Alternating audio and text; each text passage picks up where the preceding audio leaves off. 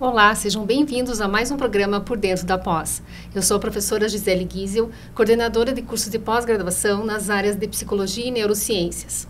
Hoje vamos falar sobre desmistificando a análise do comportamento aplicada, práticas, benefícios e mitos. E para falar sobre esse tema, nós trouxemos a professora Tânia Grassi. Tudo bem, professora? Ela que é formada em psicologia, mestre em educação, especialista em psicomotricidade, educação especial, psicopedagogia, tem uma vasta experiência clínica e acadêmica, né, professora? Sim. E já é uma figurinha conhecida aqui dos nossos programas, de outros que a gente fez, a professora está sempre conosco aqui. E também para compor a mesa, a professora Viviane Oliveira de Mello, ela que é tutora dos nossos cursos das áreas de psicologia e neurociências. Quem faz algum dos cursos nessas áreas, com certeza é atendido pela professora Viviane. Sim.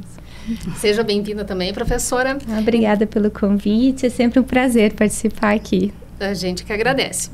Então, vamos começar, né, professora? O que seria, então, análise do comportamento aplicado e quais os objetivos? Então, primeiro, obrigada pelo convite, agradeço. Bom, a análise do comportamento aplicada, a ABA, né, ela tem sido muito falada nos últimos anos, principalmente dos 10 anos para cá, embora sua utilização seja bem antiga. Ela é, vamos dizer assim, uma ciência, antes de qualquer coisa, que estuda o comportamento, né, e desenvolve, então, uma prática, por isso que ela é chamada de aplicada, que vai atender terapeuticamente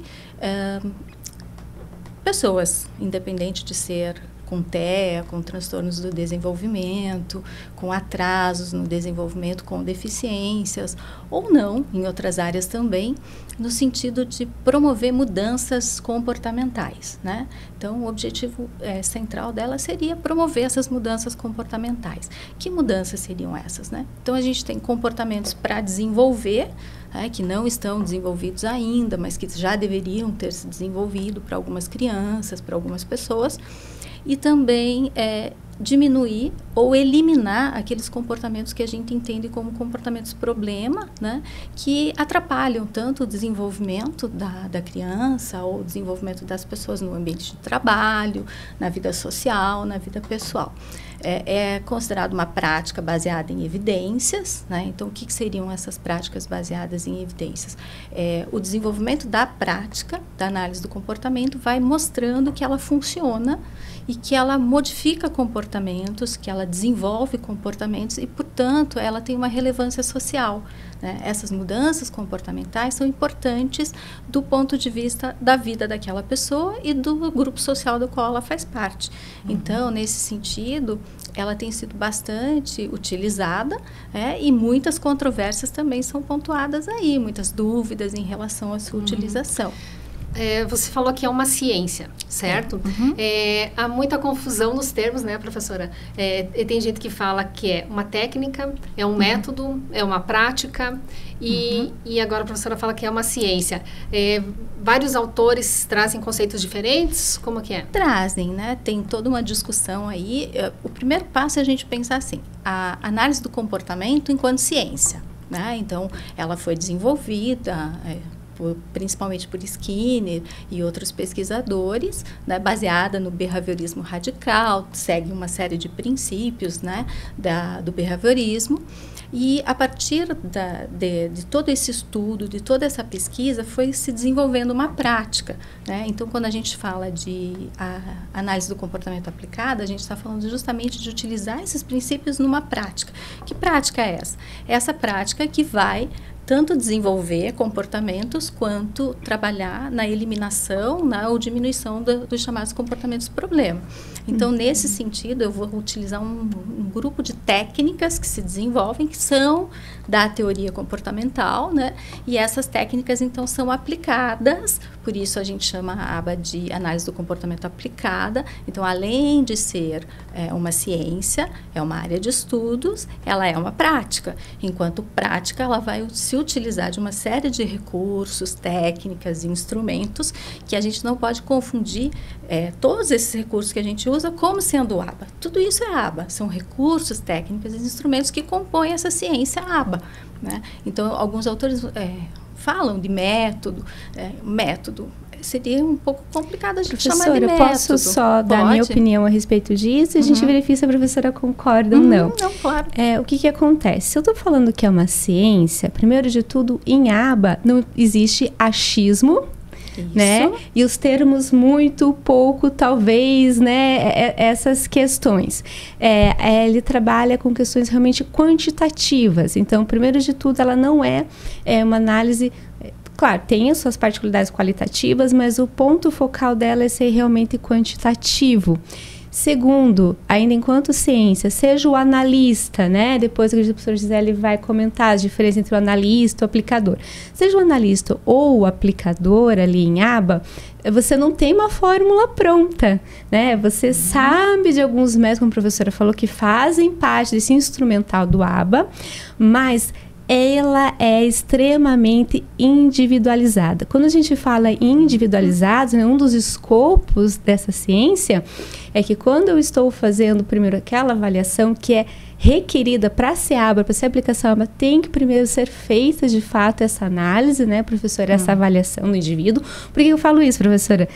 Tem muitos lugares por aí, né, que são os prestadores de serviço, onde para preencher aquela carga horária que o plano libera de sessões, encaixa ali a sessão de aba, sem de fato ser requerido, então, esse processo avaliativo. E aí a gente sabe que daí não é aba, né? Primeiro de tudo, não acaba não sendo mais aba. Você pode até estar utilizando uma técnica ou outra dentro das análises comportamentais, mas aí não é aba. Então, primeiro de tudo, é ciência por conta disso, né? Sim, perfeito. E primeiro de tudo, também, conforme você vai fazendo as aplicações, sempre tem que ter os pontos de checagem.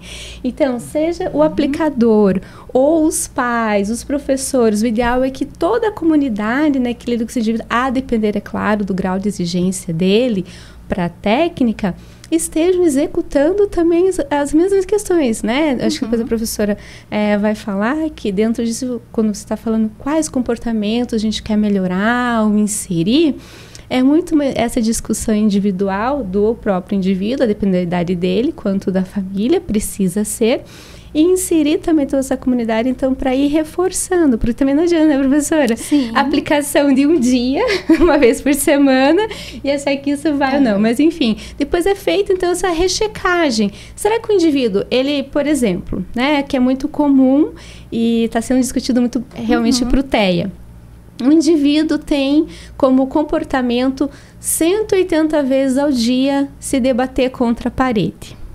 Então, a ideia, né, a gente está dizendo que esse comportamento está em excesso, é retirar esse comportamento. Isso, perfeito. Depois de um mês, então, né, assim, cada aplicação é feito um gráfico, se o indivíduo está correspondendo ou não. Isso é importante as pessoas tenham essa noção, né? Sim, que não certeza. É assim qualquer coisa, é uma avaliação, reavaliação, e vai sendo acompanhado de maneira estatística o que está sendo melhorado ou não. E aí, depois de um mês, o indivíduo de 180 vezes, ele está fazendo só 100. A mãe ainda fala, meu Deus, ele está fazendo o dia inteiro, não aguento. Mas para o aplicador e o analista, isso é fundamental, porque daí diz o quê? Primeiro, se aquilo que foi elencado na avaliação está correto, né? Porque você não está melhorando nada. Ou a avaliação, ou quem está aplicando está executando errado.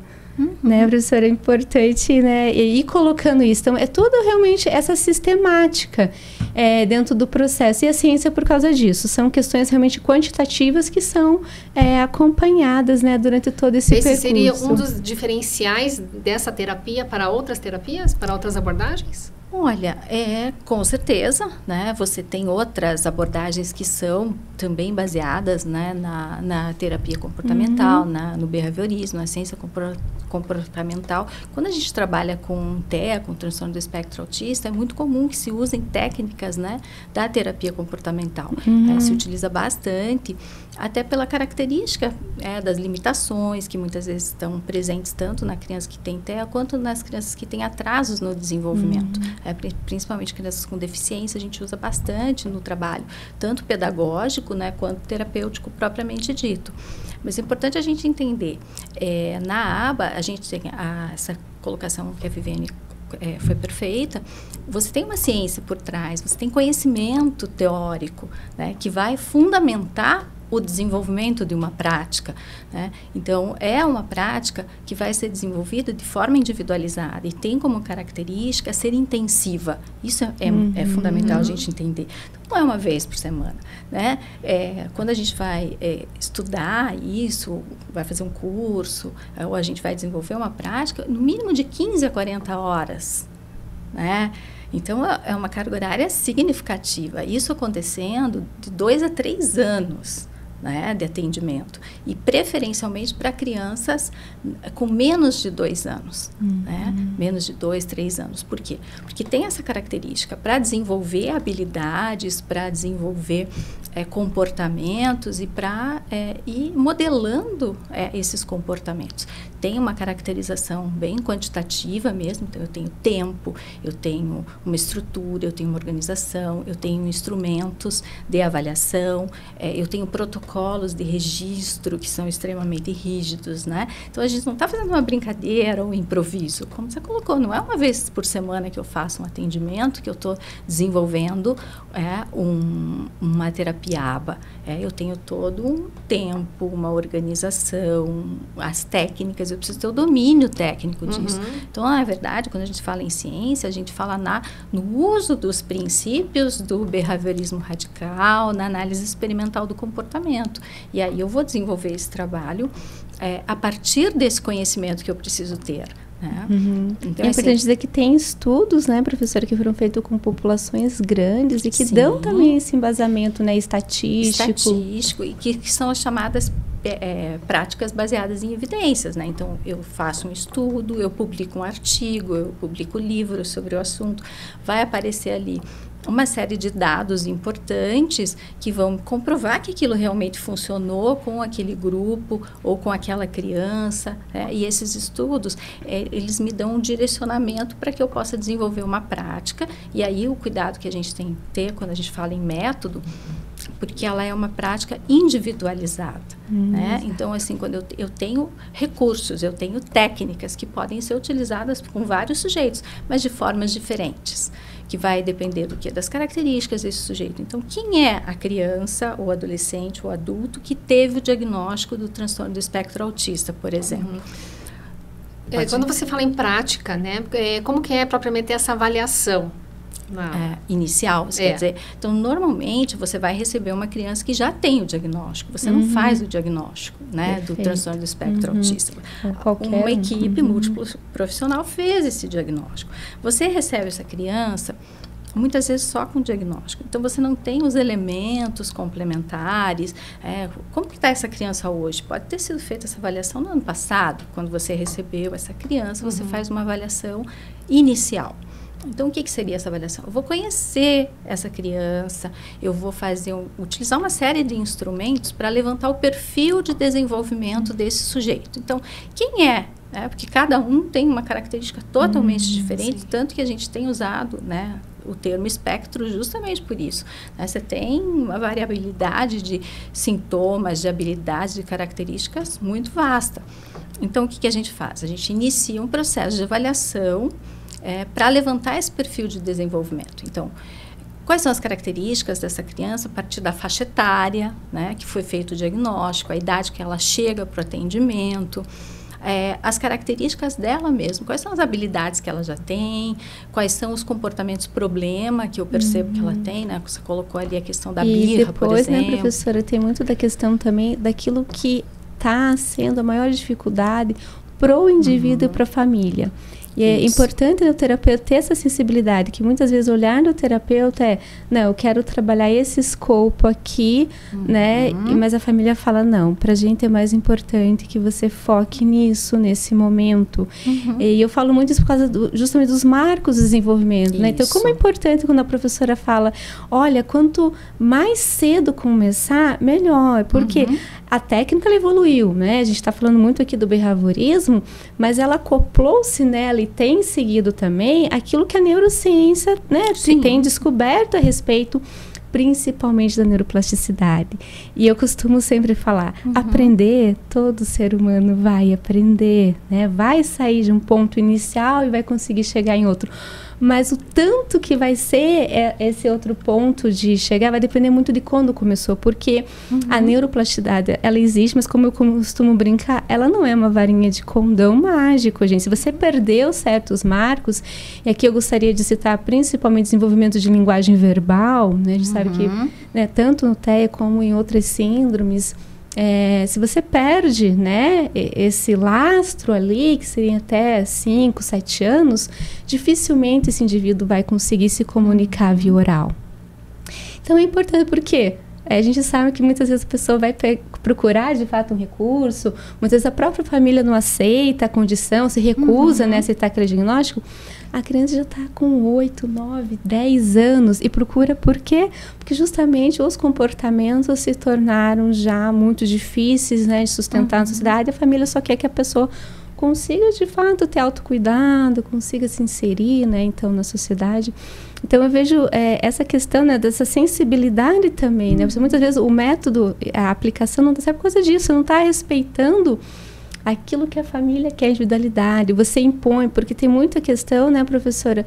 Não sei se é onde a professora trabalha toda dessa forma, mas tem locais que recomendo que o aplicador vá na residência também do indivíduo, sim. Né, para observar tudo isso. Então, você veja como é difícil e rico. E são muitas nuances, né? Porque a avaliação, o professor estava falando lá dos protocolos, né, professor? Depende muito da idade, justamente disso que você quer. Então, você tem o portejo operacional, mas é para crianças pequenas. Você vai ter outros que é só para condutas sociais. Por exemplo, assim, pessoa que não consegue parar no emprego. Muito comum no TDAH e no próprio TEA. Então, eu quero trabalhar isso. Eu quero conseguir ficar no emprego, né? Por aí vai. Quais seriam os papéis dos profissionais que atuam na implementação do ABA? Então, é importante a gente até colocar a questão da importância de ter um analista do comportamento compondo uma equipe. Então, isso eu acho fundamental, né? Se a gente for procurar, existem indicações da necessidade de ser um profissional que tenha, inclusive, um mestrado na área, né? A gente sabe que antigamente era muito comum que fossem mais psicólogos, hoje a gente tem profissionais de várias áreas que buscam, né, essa formação, mas é preciso ter um analista do comportamento. Curso livre? Não, você tem, por exemplo, na UFSCar, na Universidade Federal de São Carlos, você tem um curso muito bom, que tem uma equipe boa lá, que dá para você buscar. Vão preparar o analista do comportamento, é o profissional que domina todos os conceitos, todas as práticas. É que a gente tem dificuldade, né, professora, de entender que comportamento não é só a atitude do corpo. Não, claro que não. Né? E todo outro histórico. E em tudo isso é uma ciência, né? Eu falo também que às vezes o ser humano, a gente costuma se apartar, né, dos animais, mas todo esse comportamento iniciou-se também dessa análise, né, da reprodução do que os grupos, né, animais fazem em determinados períodos. E é isso que esses mestrados mostram. Sim. Né? Todo esse desenvolvimento neurocognitivo, avaliando, né, filogeneticamente, de forma ontogenética também ali. Filogenética, ontogenética, tudo isso, então, cultural, social-cultural. Então é importante falar para mostrar assim, gente, eu contudo é denso, não é um curso de 30, 40 horas que vai formar o analista, né? Isso é importante, então, assim, você ter na equipe que vai desenvolver o trabalho, então, desde a avaliação, ela não é feita. Eu vou utilizar a família nessa avaliação, eles têm informações super importantes para me dar, o professor, né, dessa criança, essa criança deve estar encaixada em alguma instituição de ensino, ele também vai me dar vários elementos, várias informações importantes. Outros terapeutas que possam estar atendendo a criança, mas é preciso ter um especialista na área, né, um analista do comportamento, que tem uma visão geral de tudo e que vai poder me orientar e supervisionar o trabalho. Então, isso desde a avaliação, passando pela intervenção. Eu preciso desse profissional. Né? Então, assim, vou fazer um curso rápido de ABA, eu vou ter conhecimentos básicos sobre ABA. Isso é importante. Posso fazer? Posso. É interessante. De repente, eu sou a professora dessa criança numa escola, e essa criança faz um acompanhamento, né, e um atendimento em ABA, num espaço clínico, por exemplo, eu preciso saber, porque eu preciso dar continuidade. continuidade. Você vai saber lidar, né, com aquela criança. Isso, eu posso dar continuidade, inclusive, com alguns procedimentos que vão ser orientados por esse profissional. Então, eu preciso conhecer. Eu sou um familiar, eu preciso conhecer, né? A gente trabalha muito com treinamento de pais, né? Que vão desenvolver o trabalho em casa. Porque a criança não fica só no atendimento terapêutico. É um atendimento caro também. Então, a gente precisa pensar na realidade brasileira, né? Como pagar uma terapia ABA, 40 horas semanais. Eu preciso ter um tempo no atendimento clínico, eu preciso ter um tempo na escola, eu preciso ter um tempo em casa. E que todos trabalhem da mesma maneira, desenvolvam as atividades da mesma maneira, né? Então, como eu vou trabalhar em cada um desses espaços, eu vou receber uma orientação e uma supervisão de um profissional especializado. Isso é fundamental, né? Então, não é um curso rápido. Sim. Que vai me habilitar a desenvolver a ABA, mas eu vou ter conhecimentos que vão me auxiliar a entender aquele aluno, entender aquela criança e poder auxiliar nesse processo. Com certeza. Né? Enquanto familiar também. Então, não é uma coisa rápida, né? É uma coisa que demanda tempo. A Viviane até colocou bem, eu vou estar avaliando e reavaliando o tempo inteiro, né? Então, a observação ela é muito importante nesse processo, a entrevista com os pais, com os familiares, com a professora, né? Esse contato muito próximo. Usar, muitas vezes, os protocolos me ajudam. Por quê? Porque se eu não tenho muito conhecimento sobre marcos do desenvolvimento, sobre o que eu estou esperando de uma criança em determinada fase, é importante eu ter esse conhecimento. Sim. Então, tem materiais disponíveis aí que vão me ajudar a me situar em relação a isso, né? Mas é importantíssimo ter esse profissional na equipe que vai me orientar e vai supervisionar o meu trabalho para dizer, tá funcionando, a gente pode continuar assim. Não está funcionando, a gente tem que modificar. Esse comportamento já foi desenvolvido, qual é o próximo comportamento que essa família precisa que seja desenvolvido nesse sujeito, né? Quantos anos essa criança tem? Você colocou bem a questão da linguagem. Vai desenvolver linguagem? Chegou com 9 anos, não fala. Muito provavelmente não. Eu tenho que desenvolver uma comunicação alternativa. Então, eu ter essa percepção. Não vai adiantar ficar ali tentando vocalizar essa criança, que eu não vou conseguir. E aí, isso vai gerar frustração para a família, frustração para a criança, frustração para o profissional. Professora, então, até só para a gente fechar, né? A diferença entre o analista e o aplicador. Então, tem muitos lugares que tem o analista geralmente é o profissional que vai fazer toda a avaliação e vai elencar, então, quais são os procedimentos e comportamentos que a gente vai querer reduzir, eliminar ou inserir. E o aplicador, então, vai pegar todo esse material que vai chegar do analista para ele, de fato, ir trabalhando com o indivíduo. Ele, muitas vezes, que vai, então, nas casas, né, desses pacientes para fazer todo esse treinamento com a família e também na escola, então, para ir, né, mostrando para os professores, né, ele faz isso. Eu preciso que também todo mundo que tem esse contato, como a professora falou, esteja anotando, né? Sim, para a gente entender quais são os gatilhos, se ele está entendendo que não é só naquele espaço terapêutico que ele deve ter aquele comportamento, se está sendo reproduzido realmente para a vida, que é o, né, o ponto final. E observar se esses comportamentos que, de repente, são trabalhados no atendimento individual, eles são generalizados para outros espaços, porque o objetivo é esse. Às vezes a criança responde bem no espaço terapêutico. Essa informação é bem importante, né? Sim, mas ela não generaliza para outros espaços, né? Então, a importância de observar isso, de acompanhar esse processo em casa, na escola, em outros ambientes, né? Então, esse aplicador, ele vai acompanhar, vai registrar, vai anotar essas questões e vai poder discutir com esse profissional da análise do comportamento que vai fazer uma supervisão. Perfeito, isso é importante, essa supervisão. Né? Então, assim, quantos anos tem esse sujeito? Isso é fundamental a gente saber, para a gente saber o que precisa ser desenvolvido com ele, né? E se isso está sendo generalizado para outros ambientes. Porque é muito comum, uma coisa que tem acontecido muito, é o diagnóstico tardio por conta das mudanças nos critérios diagnósticos. Então, hoje, a gente tem muito diagnóstico de autismo em adolescentes, jovens e adultos, né? Que antigamente não fechavam os critérios. Então, tinha um diagnóstico de TDAH, tinha outros diagnósticos.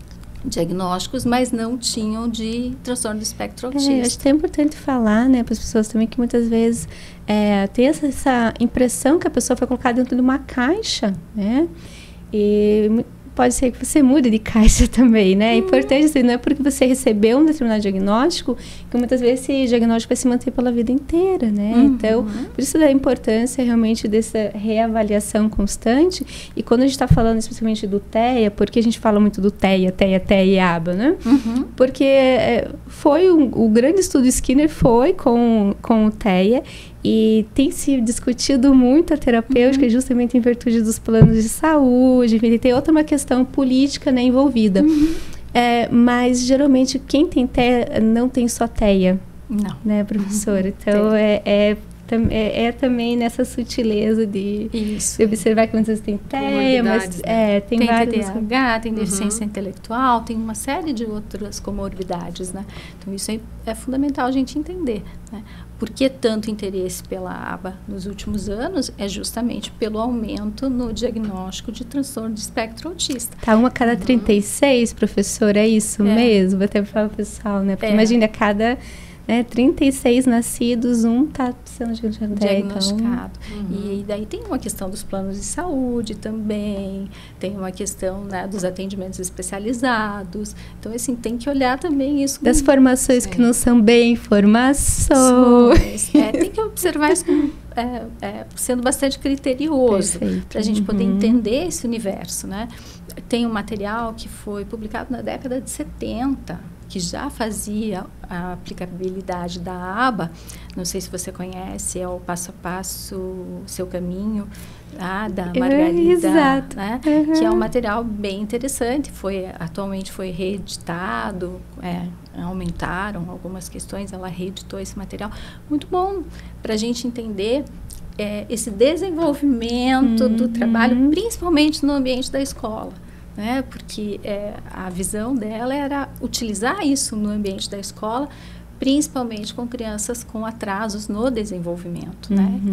Começavam pequenas, né, nesse atendimento intensivo precoce para desenvolver habilidades básicas, habilidades de comunicação, de relação social, né, desenvolvimento cognitivo. Então, bem interessante esse material para quem está começando, né? Sim, até porque não é porque é um material que surgiu na década de 70, você depois fala também que está ultrapassado, né? Não. Então, cada segmento tem as suas linhas de base, e é importante essas linhas de base porque é o que fundamenta depois todo esse conhecimento. Então, né, a gente às vezes, né, o pessoal torce, digamos, entre o nariz, que nem eu estava já esquecendo, porque assim, eu falo, professora, o meu TDAH é terrível, então assim, eu vou abrindo janela, depois eu voltar a fechar, é difícil.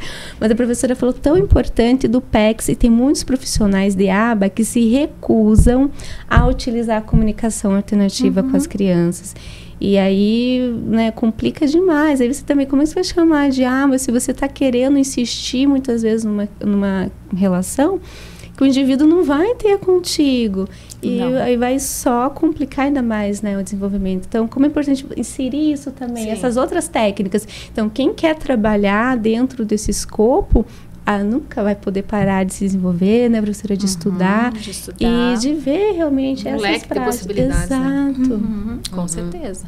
Se informar, buscar formações complementares, né, para você saber o que está sendo utilizado, o que está funcionando, né, que recursos você tem à tua disposição, tanto quanto pai, familiar, quanto profissional, professor dentro da escola. Porque a gente também tem, né, as escolas têm recebido muitas crianças com o diagnóstico do TEA, nível 1, nível 2, né, nível 3. Às vezes nível 3, nas escolas de ensino regular, encaminha-se um tutor para acompanhar essa criança, mas o tutor normalmente não sabe nem o que ele está fazendo lá, muitas vezes, porque ele não tem formação, não tem experiência. Então, a importância também dessas instituições de ensino, secretarias de educação, ofertarem, né, essas formações porque infelizmente, né, professora, na escola, enquanto esse aluno lá está quietinho, né, sem, né, ter alguma grande crise, está tudo bem. Mas no momento de crise, aí vira o problema. E tem crises e crises, né, professor? Então, tem indivíduos que começam a se autoagredir, mas quando a gente fala em agressão, as pessoas acham que Não, é coisa feia, digamos assim mesmo, né? Séria, na falta né? de outro jargão para a gente estar observando, e você não consegue controlar. E é incrível como eles têm força, né, professora? Como o tônus muscular deles é rígido, né, até a força que eles têm. E quando ele resolve agredir o colega, se soltar, né, de ferir mesmo na unha, né, tudo isso. Mas por quê? Porque não foi se dado essa atenção. Porque quando chega nisso, o indivíduo já deu vários outros sinais que ele estava chegando no limite dele, ali no máximo que ele podia estar, né, naquele ambiente. Às vezes a escola não está preparada, né? Não está, né? A escola, o professor. E hoje, quais os benefícios comprovados da aba para crianças com autismo? Bom, primeiro, a questão do desenvolvimento, né, das habilidades básicas, né? Então, comprovadamente, ela auxilia muito no desenvolvimento dessas habilidades. Que seriam habilidades básicas, desde comer sozinho, ir ao banheiro, tomar banho, essas independência, coisas. Independência, né? Que você melhora a qualidade de vida desse sujeito, porque você possibilita a ele a conquista de independência e autonomia, habilidades básicas necessárias para o dia a dia, para as atividades do dia a dia, né? Claro, é preciso que a gente considere o nível, né, de suporte que esse sujeito precisa. É nível 1, é nível 2, é nível 3, eu vou ter desenvolvimentos completamente diferentes, mas ele funciona, né? Eu consigo desenvolver essas habilidades básicas, consigo que esse sujeito aprenda determinados comportamentos, né, que são importantes para a convivência social dele. A segunda questão é a diminuição, né, dos comportamentos inadequados, disruptivos, né? Então, por exemplo, crises de birra, autoagressão. Então, a gente sabe comprovadamente que funciona. É um trabalho terapêutico sério. Essa criança normalmente não é acompanhada só pelo terapeuta aba, ela tem toda uma equipe, né? Precisa muitas vezes do acompanhamento do psicólogo, psiquiatra, às vezes precisa de um neurologista, né? fonoaudióloga, TO, fisioterapeuta, precisa muitas vezes de medicação, né? Então é importante a gente analisar isso todo, por isso individual. O que aquele sujeito precisa? Então, comprovadamente, ela vai desenvolver, sim, uma série de habilidades e comportamentos alvo, que a gente chama, né, que são objetivos do trabalho, vai diminuir e até eliminar alguns comportamentos inadequados, né, que vão fazer com que esse sujeito ele conquiste uma autonomia, a convivência social melhore e também melhore a sua qualidade de vida, né? Porque uma criança que se autoagride, como é que é a vida dessa criança? Uma criança que tem crises, né, de birra, uma criança que não se alimenta adequadamente, come só determinados tipos de alimento. Então, é todo um processo. Não esquecer que são crianças que têm uma sensibilidade sensorial, né? Então, eu preciso fazer um trabalho, né, relacionado a essa sensibilidade sensorial. Então, é toda uma organização que vai levando essa criança a alcançar uma autonomia e uma melhora nos seus sintomas, nas suas características ali, no sentido até de eliminar alguns comportamentos que são considerados problema, ou diminuir a sua frequência. Às vezes a gente não consegue eliminar, mas diminuir a frequência, entendendo sempre o estímulo antecedente e o estímulo consequente. Perfeito. Isso é importante, né? Então, nesse ambiente, o que desencadeia, né? Quais são os estímulos que desencadeiam um determinado comportamento ou resposta e quais são as consequências, né? Porque às vezes as consequências são reforçadoras. Sim. E aí essa criança tende a repetir. Então, esse processo, né, quando você coloca, é isso, é entender essa relação entre antecedente, resposta e consequente para que eu possa intervir nessa cadeia, modificando essas relações. Né? E aí, tão importante a participação dos pais, né? Que esses pais sejam treinados para isso. Né? Em que momento a criança faz a birra? Qual é o comportamento? O que desencadeia essa birra? Qual é o comportamento desses pais em relação à birra que acabam reforçando e a criança mantém? Né? Então, como eu vou trabalhar isso? O analista do comportamento me orienta e aí eu desenvolvo. O aplicador desenvolve, mas é preciso sempre ter essa ponte de relação. E professora, como é importante isso, né? Até eu estava comentando com a professora que muitas das pessoas que criticam a aba falam que ela adestra as pessoas. Não. Quando a gente fala em reforçadores, né, procura-se sempre trabalhar realmente no sentido o mais positivo possível. E não punição. A questão não é punir o indivíduo, né?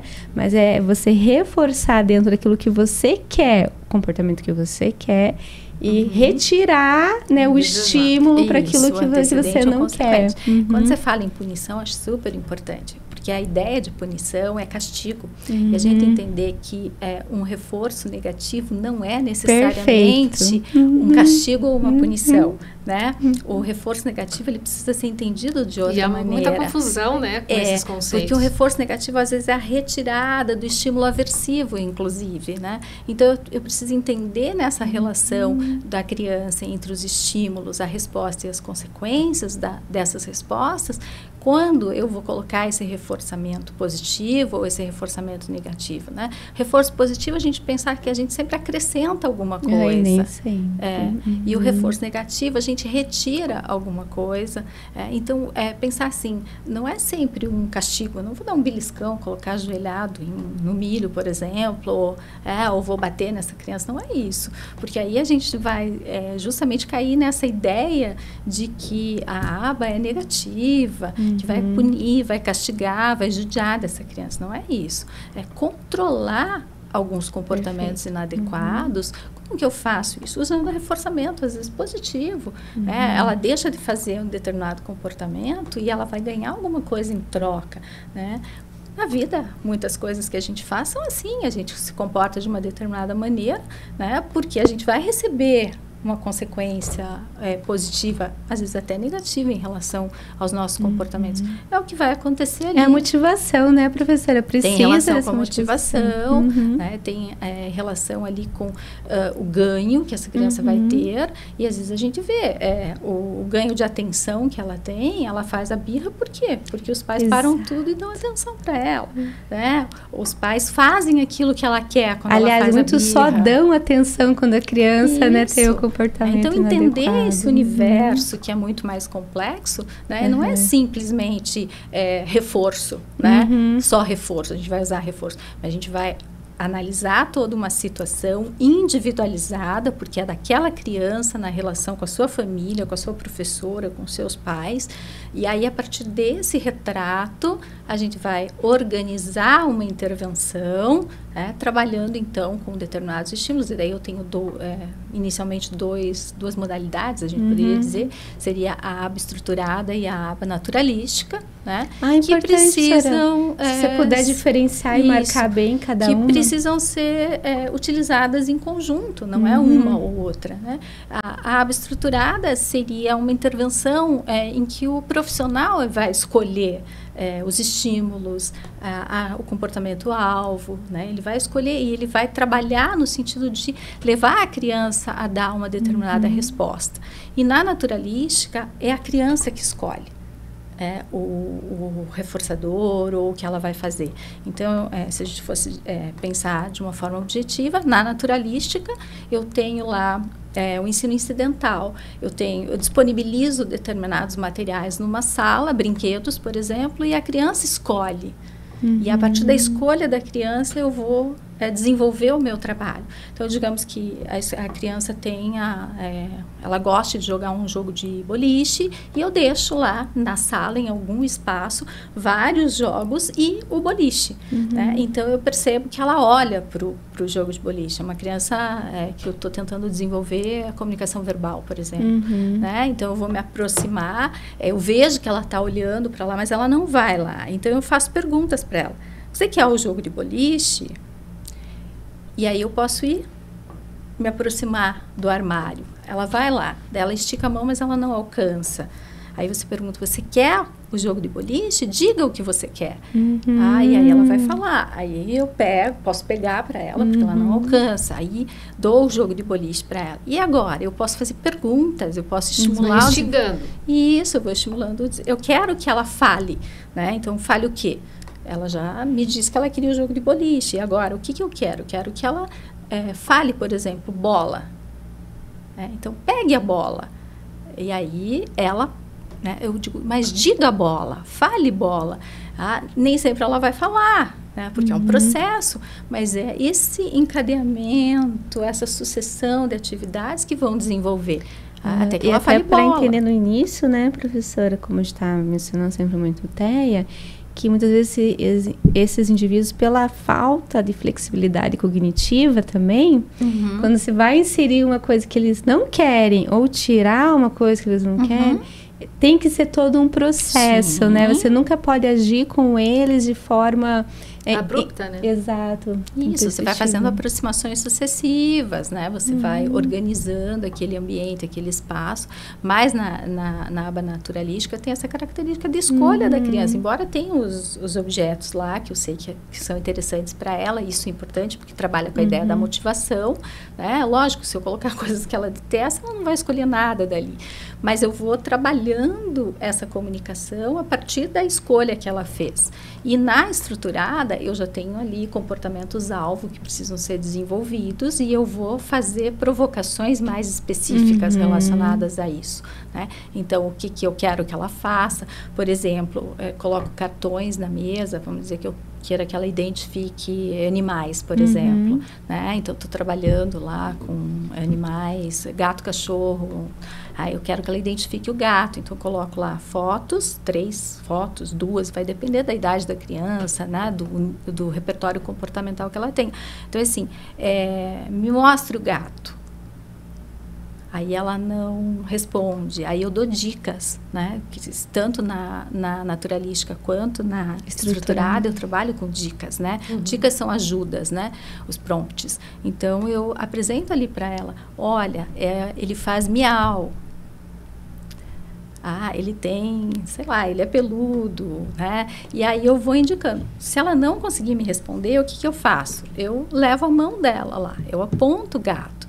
E aí eu faço, né, toda ali uma estimulação, falando sobre o gato, que ele mia, e vou introduzindo elementos ali. E depois repete todo o processo, né, professora? É importante as pessoas também saberem disso, que é um exercício de paciência, né, para todos os envolvidos, por conta disso, porque não é você fazer por ele o tempo todo, não.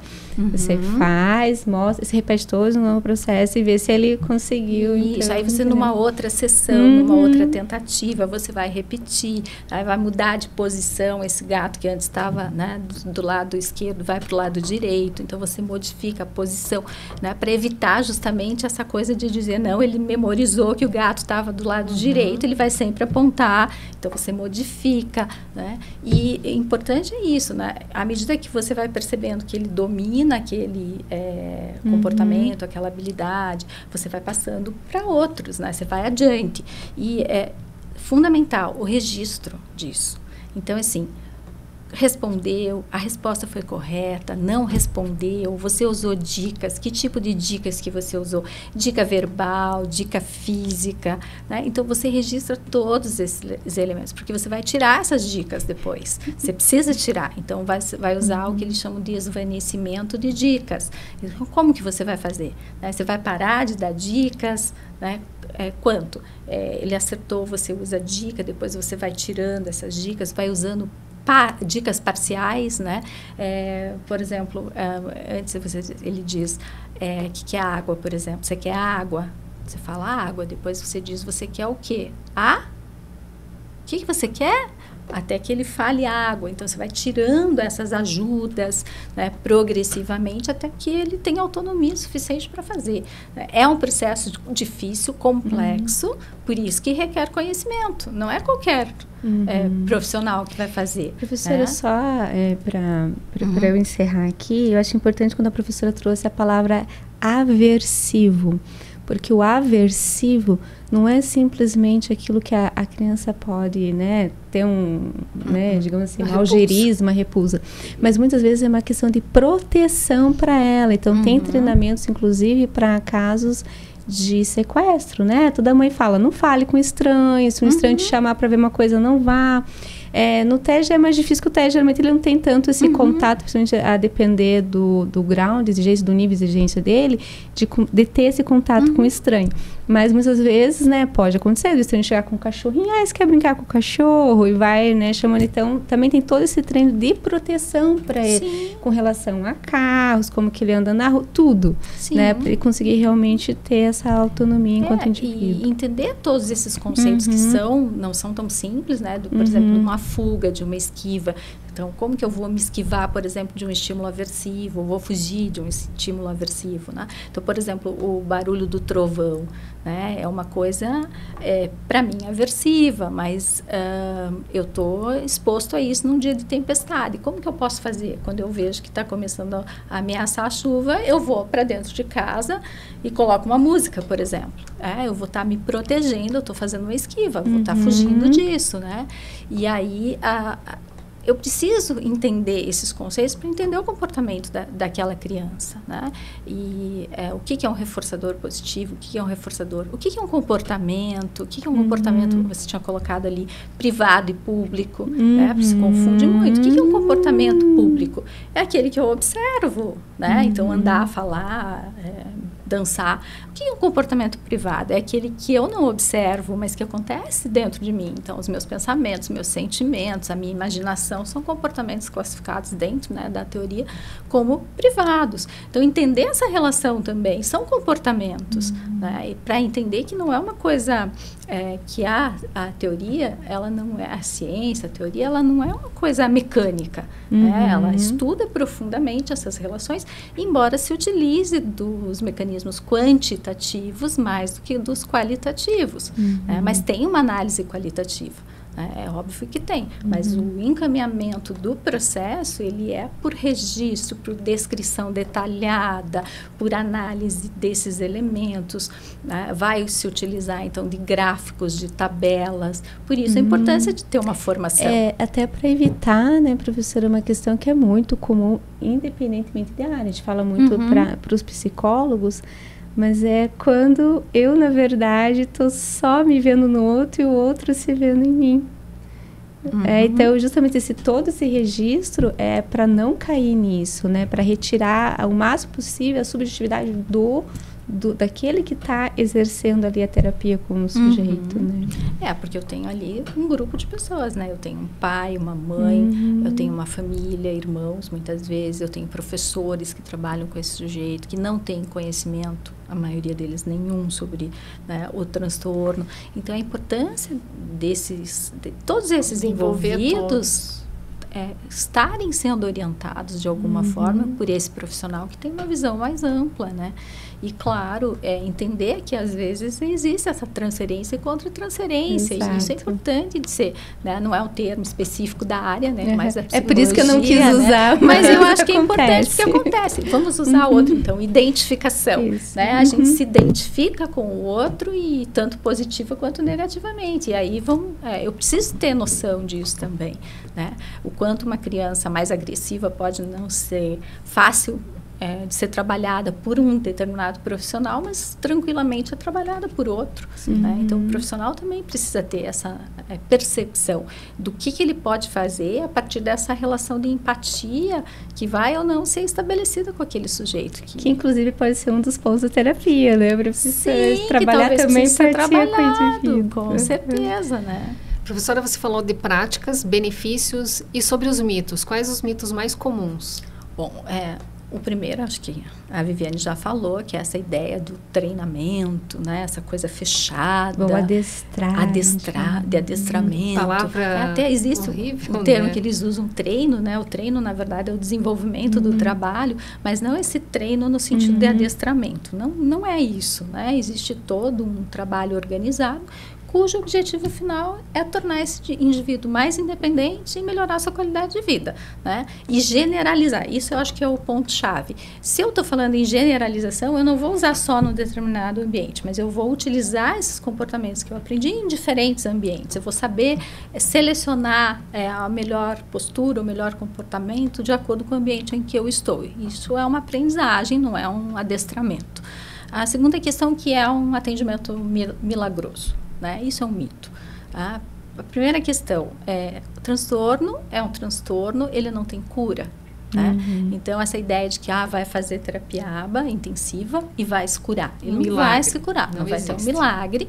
É um trabalho que vai ser desenvolvido, né, como a gente já repetiu várias vezes, para que esse sujeito se torne mais autônomo, mais independente e tenha a possibilidade de convivência social com independência. Então, isso que eu quero. Nem todos vão conseguir, alguns vão conseguir mais, outros menos. Por quê? Porque as características individuais vão pesar bastante ali, a idade em que esse diagnóstico foi feito, que o tratamento começou, e isso é fundamental da gente entender. Eu acho que são as duas questões mais importantes em relação aos mitos relacionados à ABA.